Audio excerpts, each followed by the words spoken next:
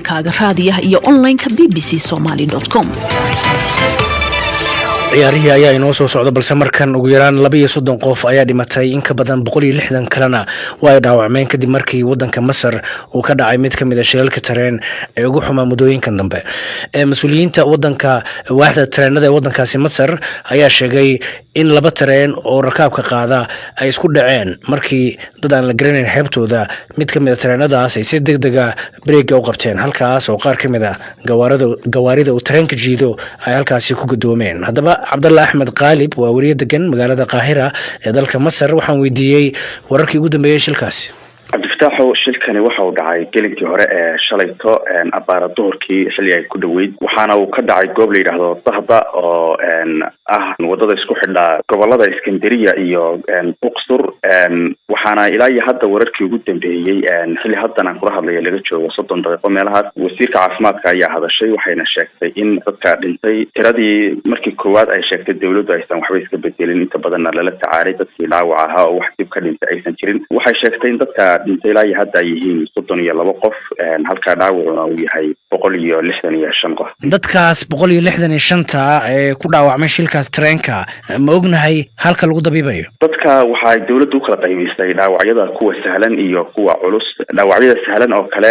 waxa lagu dabiibayaa gobolada uu shilku ka dhacay lama soo dhaafinayo halka kuwa culus oo madaxweynuhu amray in loo soo qaado magaalada Qaahira oo madaxweynuhu waxa uu amray in diyaaradaha militariga halkaasi loo diro si ay u soo daadgurayaan dhaawacyada liita ama aan gobolada waxba laga qaban karin. ma la sheegay waxa sababay shilkaas dadka badan ay ku dhinteen dadka badan ay ku dhaawacmeen. hay'adda tareenada iyo wasaaradda gaadiidka sida ay sheegeen in tareen ka soo baxay magaalada Iskandariya una socday Uqsur gobolka la yiraahdo jidka markii uu marayay goob Dahda la yiraahdo dad aan ilaa iyo xilligan haybtoodii la garanayn ay ku ciyaareen jaraska digniinta ama xaalad degdeg ah inay jirto oo kale kadib tareenkaasi uu istaagay dabeedna tareen kale oo ka yimi Qaahira oo ku socda gobolka Aswan inuu dabada kaga dhacay tareenkii oo taagan kadibna halkaasi sida dawladdu sheegtay 2 tareen ama 2 aan idhaahday gaari oo tareenka kamid ahaa ayaa ka baxay wadadii halkaas ayuuna khasaaraha ugu badan ka dhashay oo dadkii labadaasi saarnaa gaari ayaa dhibka ugu badan uu soo gaaray. dawladda maxay ka tiri marka shilka? Cabdifatax dawladdu way ka hadashay waxa ugu muhiimsanaa madaxweyne Cabdifatax Siisi oo ka hadlay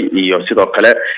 ra'iisul wasaaraha dalka Masar Dr. Mustafa Madbuli oo isaguna ka hadlay wasiirro iyaguna jiray hadlay marka waxa uu sheegay madaxweynuhu inay u tacsiinayaan dadkii halkaasi uu shilku ka soo gaaray sidoo kale waxa uu sheegay madaxweynuhu in la siin doono magdhow iyo tacwiidaad u qalma dhibaatadii qoys kasta soo gaadhay dadkii halkaasi ay waxyeeladu ka soo gaadhay waxa uu sidoo kale madaxweynuhu amray inay wada shaqeeyaan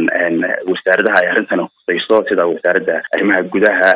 wasaaradda gaadiidka wasaaradda caafimaadka waxaana hadda aad moodaa inay ugu shaqo badan tahay wasaaradda caafimaadka oo wasiirka wasaaradda caafimaadka Xaalad Zaid gabadh la yiraahdo ayaa goobta tagtay oo hawsha ugu badneed hadda qabanaysa wasaaradda caafimaadka. Cabdalla marka madaxweynaha Cabdulfataax Siisi ma sheegay talaabada xigta ay qaadi doonaan. ugu horreyn waxa uu madaxweynuhu amray xeer ilaalinta inay war ka keenaan ciddii dhibaatadan geysatay ama hawshan ka dambeysay wuxuu kaloo madaxweynuhu sheegay inaan laga hadhi doonin lala xisaabtami doono cid kasta oo falkan ku shaqo yeelata. ugu horreyn waxa su'aal la weydiiyay labadii darawal ee waday labada tareen sidoo kale madaxweynuhu waxa uu amray diyaaradaha militariga in la hawlgeliyo oo ay soo daadgurayaan dadkii dhaawac soo gaadhay cuslaa ee keenan magaalada Qaahira. kaasi waxa uu ahaa Cabdalla Axmed Qaalib oo ah wariye degan magaalada Qaahira wadanka Masar oo khadka telefoonka igu waramay markana ciyaaryahan eegna